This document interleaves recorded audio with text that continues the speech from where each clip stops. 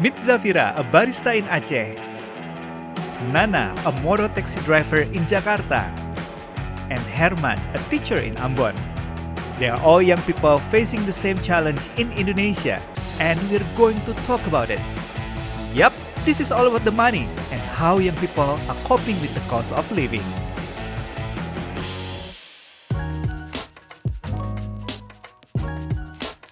Apa kabarnya?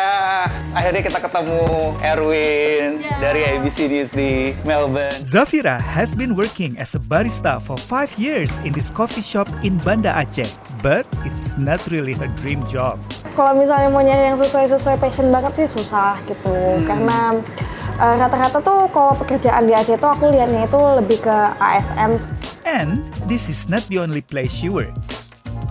Wow, she got 4 different jobs. Apa aja 4-nya ini? Aku itu model juga, Modeling? lebih ke brand model ya. Wow, catwalk atau apa? No, foto model. Iya. Ya.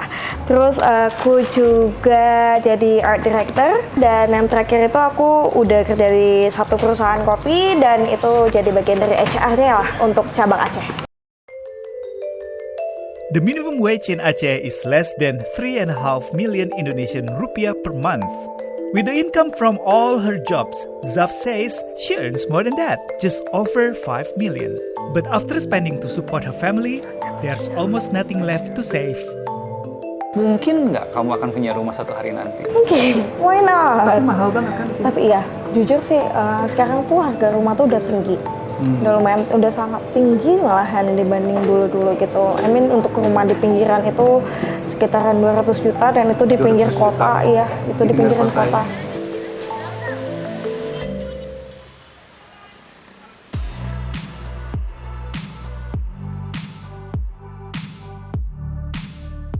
In Jakarta, the monthly minimum wage is 5 million rupiah. But the average cost of living is 3 times that amount. While it's an imperfect figure, reflecting the spending habits of rich and poor, wealth inequality is a problem in Indonesia. Nana has turned to the gig economy to make ends meet in the capital. She started as a motorbike taxi driver after getting laid off when COVID hit. Sekarang mah pekerjaan apa aja halal deh kak, apapun dilakuin kak. Kalau ini kita fleksibel, jadi aku pagi tuh bisa ngurus anak-anakku dulu. Kan mungkin kalau yang cewek lebih nyaman dengan cewek. Ya, cuman kalau saya namanya rezeki ya kak, mau cewek mau cowok ya udah kan pakai aplikasi, jadi kita aman. Memang sih pernah selama 4 tahun ini sekali aku ngalamin maksudnya kurang ajar gitu. While the job works for Nana, Boleh kak? how does she cope financially? Ini kalau tadi kayak kerja sampai 12 jam, kemudian pelanggan yang ditarget 20. Kalau boleh tahu jadi pendapatannya itu dalam sebulan lah bisa dapat berapa nih kisarannya? Paling kurang lebih itu, aku jadi malu nih, nggak apa-apa nih ngomong aja. Kurang lebih sekitar 6-7. Itu kalau kita rajin ya kondisinya. Kalau kita malas-malesan, pilih-pilih orderan ya nggak bakalan dapat segitu. Nana's take-home pay is higher than the minimum wage. But to get ahead, she has to make sacrifices. Tapi tadi juga diceritain kalau misalnya Mbak ini hebat loh. Dia ini sangat punya anggaran yang ketat gitu ya. Iya. Finansialnya diatur. Jadi kalau bensin itu harus berapa nih? 30.000. 30.000? Nggak boleh lebih. Nggak boleh lebih. Nggak boleh lebih. Makan 20.000, nggak boleh lebih. Terus kemudian apa lagi nih yang dibatasin? Buat kebutuhan anak ada kebutuhan sehari yang dibatasin. Berapa biasanya anak dikasih jajannya? Itu untuk sekitar 30-40.000. Itu nggak boleh lebih juga Nggak buat boleh lebih. anak? Oh. Pokoknya itu nggak boleh lebih dari anggaran, harus sih udah di itu gitu. Pokoknya saya sehari itu harus 100.000 sampai 150.000 itu harus uang mati. In Indonesia, teachers are tanpa tanda jasa or heroes without capes. But are they rewarded? Hello, good morning. Good morning, sir. Okay, how are you? To find out, I met Herman, a high school teacher in Ambon. Oh, ini dia, Bapak Henry. Halo, Pak. Apa kabarnya? Berapa sih pendapatan guru kalau di Kota Ambon kisarannya buat Anda? Kalau di Ambon kan sesuai UMR-nya, Pak. Iya. UMR itu 2.700.000, mohon maaf harus disampaikan.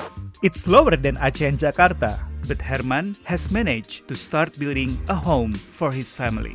Juga Anda punya nggak sih mimpi-mimpi finansial dan apakah bisa terpenuhi dengan menjadi seorang guru? Kalau financial goal saya ya nggak muluk-muluk ya Bang, yang penting punya rumah, punya kendaraan, yang belum rumah sementara dalam proses. Anda rumah masih tinggal sama mantu. Herman says he only buys what he needs and puts off what he wants until later. Tapi bersyukur sejauh ini segala sesuatu yang menjadi kebutuhan terpenuhi. Bahkan kalau mau cerita, saya ini guru di sini dari masih belum menikah, masih lajang, sampai menikah, punya anak, dan puji Tuhan masih terpenuhi sampai sekarang. Kelihatan nggak sih? Ayo kelihatan sini lagi, deket lagi. When it comes to choosing a new president, higher wages and housing affordability are two things young Indonesians hope will be addressed. Aneh ya, yang lebih mudah gitu, yang lebih gampang untuk diakses gitu. Terus juga yang kedua itu adalah ngomong support Gen Z, support anak muda itu nggak cuma di kampanye aja. Ini yang beneran disupport dong, kita beneran butuh support gitu. Terus apalagi kalau misalnya di Aceh ya. Apa nih harapannya kalau dari kakak sendiri sebagai seorang perempuan, sebagai seorang ibu yang bekerja, kemudian juga bekerja sebagai driver?